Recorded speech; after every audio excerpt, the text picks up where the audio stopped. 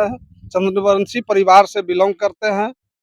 और बड़े लोग, दबंग लोग जो जबरदस्ती मेरे घर में घुस करके मेरे बच्ची को जबरन ले जाना चाहा। पत्नी ने मेरे विरोध किया। विरोध करने पर पत्नी के 3 गोली डाल दिया और 3 गोली मेरे बच्ची को डाल दिया। वो मो गांव चंडी का है। आके मेरा परिवार को बचा ले। उसी समय में कुछ देरी के बाद उनका भी दम टूट गया वहीं पे। वो लड़का अभी जिंदा है या फिर? लड़का उस समय जिंदा था, तो उसको पुलिस ने लेके एम्बुलेंस से अस्पताल में भर्ती किया। पता न उसको बारे में तो फिर हमने क्या लग रहा है इस मामला को लेकर दीदी, क्या लग रहा है कि क्या हो सकता था?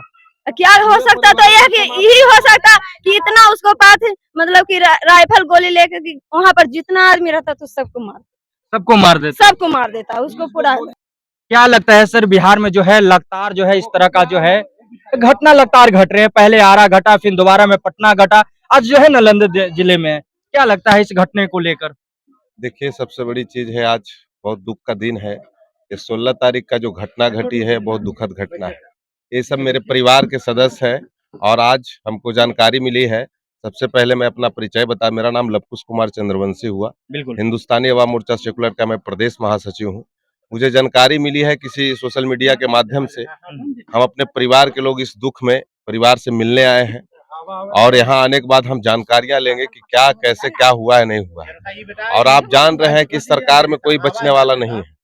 अपराधी बच नहीं रहा है, चाहे किसी भी जाति का है, समझे कि नहीं। और अपराधी का कोई धर्म और जाति नहीं होता है। हम लोग आए हुए हैं, इंसाफ मिलेगा। अगर इंसाफ नहीं मिला तो हम लोग को रोड पर भी उतरने को मजबूर करना पड़ेगा, तो हम लोग रोड पर उतरेंगे। यहाँ के प्रशासन से भी बात करेंगे, एसपी से भी बात करेंगे। हमारे बड़े भाई प्रमोद चंद्रवंशी अभी आए थे, मिलकर गए, हमारे उनसे भी बात हुई है।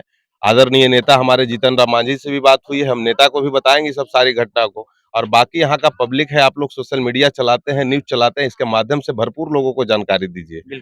और ये होना, क्योंकि गरीबों पर अत्याचार बढ़ी है और ये सामंतवादी विचारधारा के लोग हैं जो गरीबों पर अत्याचार बढ़ाया है, और इसका हम लोग खात्मा करेंगे। हम लोग उसी के लिए पैदे हुए हैं। हम लोग मरने मिटने के लिए नहीं डरते हैं। जहां जरूरत पड़ेगा गरीबों के हक के लिए, मान सम्मान के लिए खड़ा रहेंगे। अब ये घटना घट गई है, योगेंद्र जी की पत्नी थी, बच्ची थी, मेरे परिवार थी। अब इस दुख की घड़ी में बोलना ज्यादा उचित नहीं है। हम लोग अपने स्तर से काम करेंगे, अपराधी बचेगा नहीं, चाहे उसके साथ जो भी संलिप्त है सबको सजा मिलेगा। लेकिन एक सवाल और रहेगा सर राष्ट्र में कि आखिर आज के युवा के पास जो है 9mm का बुलेट और जो है पिस्टन कहां से बरामद हो जा रहा है बिहार में? भाई, अपराधी टाइप का आदमी कहीं से भी कुछ कर सकता है, उसका मानसिक है यही था। अब किस तरह का घटना का अंजाम दिया, कैसे क्या किया, अब ये तो जांच है, ये प्रशासन जांच करेगी। अब बिल्कुल करना भी चाहिए कि आखिर उसका मनसा क्या था, मानसिकता क्या था, उसके साथ लोग कौन कौन है। अब सुनने में आया है कि कुछ लोग कह रहे हैं कि क्या हुआ, उसको गोली खुद मार लिया, क्या किया नहीं किया, कहाँ है। हमको तो जानकारी हुआ है कि उसका पोस्टमार्टम के लिए गया है, क्या नहीं हुआ है। बहुत लोग कह रहे हैं कि उसकी हत्या भी अभी तक नहीं हुई है, मरा भी नहीं है। अब सच्चाई क्या है, अब तो इन लोग गरीब आदमी है, इन लोगों को क्या पता है। अब धीरे धीरे जानकारी हो रही है, सोशल मीडिया के माध्यम से धीरे धीरे आ रहे हैं। हम कह रहे हैं इस सरकार में कोई बचने वाला नहीं है। अपराधी चाहे कोई भी जाति का रहे, बचेगा नहीं। क्योंकि लगातार इस तरह का जो है बिहार में अंजाम दिया जा रहा है और वो एक युवा के द्वारा। अब दुर्भाग्य है, हम लोग भी युवा ही हैं। हम लोग भी अपने समाज को उत्थान की बात करते हैं, लोगों की उत्थान की बात करते हैं, गरीबों की उत्थान की बात करते हैं। हम लोग को भी लगता है हम लोग भी शोषण हुए हैं, हम लोग के ऊपर भी अत्याचार हुई है। लेकिन जुल्म के खिलाफ सभी महिलाओं, सभी बच्चियों को और सभी युवा साथियों को आवाज उठाने की जरूरत है। इस तरह से रोने ढोने से आपको इंसाफ नहीं मिलेगा। पूरे समाज को ये दुर्भाग्य का समय है। ये दुर्भाग्य है कि आप लोग इस समय में आप लोग नहीं अगर आवाज उठाइएगा तो कल योगेंद्र जी की बच्ची के साथ हुई है, मेरी भाभी के साथ हुई है, ये पूरे परिवार के साथ हो सकता है। ये किसी एक व्यक्ति के साथ घटना नहीं हुआ है, समाज के जितने गरीब व्यक्ति है सबके साथ ये घटना हुआ है।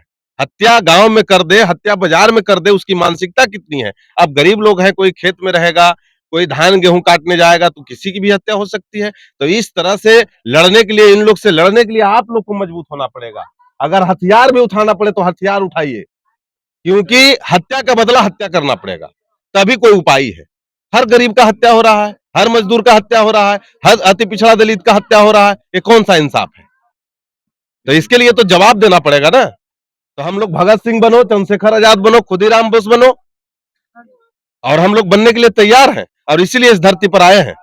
ये दुख के घड़ी है, विशेष नहीं कुछ बोलेंगे, यहाँ पे राजनीति करने की जरूरत नहीं है। मेरे परिवार के लोग हैं, इस परिवार में हम दुख बांटने के लिए आए हैं और दुख बांटेंगे और प्रयास करेंगे कि इंसाफ मिलेगा। बस चलिए, जिस धन्यवाद। प्रकार से आप जो बयान देख रहे थे, तस्वीरें दिखाइए, काफी लोग जो है यहाँ पे भीड़ इस दुख में शामिल हुए हैं। और सोचने वाली ये बात होता है कि आखिर एक युवा के पास, बिहार में कई ऐसे युवा थे और कैसी एक घटना जो घटा है, ऐसे घटना जो है लगातार तीसरी घटना नालंदा के बीच में घटता है और एक युवा के पास एक 9mm का पिस्तौल कैसे आता है, ये सोचने पर लोगों को जो है मजबूर कर देता है। ये सोचने वाली बात है। जिला प्रशासन से मैं अनुरोध करना चाहता हूं कि इसकी छानबीन होना चाहिए। आदरणीय नीतीश कुमार से मैं कहना चाहता हूं कि बिहार के युवाओं के पास आखिर पिस्टल आता है कहां से? आपकी सत्ता में जो है, आपकी शासन में जो है, लोग 12 बजे दिनों में निकल जाते हैं, रातों में निकल जाते हैं, ये ऐसी आपकी बयान है। लेकिन आज युवा, एक लड़की अपने घर में ही सुरक्षित नहीं माना जा रहा है। इस पे आपका क्या राय है, एक बार कमेंट करके जरूर बताइएगा। जय हिंद, जय बिहार। और जितना से जितना इस वीडियो को जो है तमाम लोगों के पास भेजिए।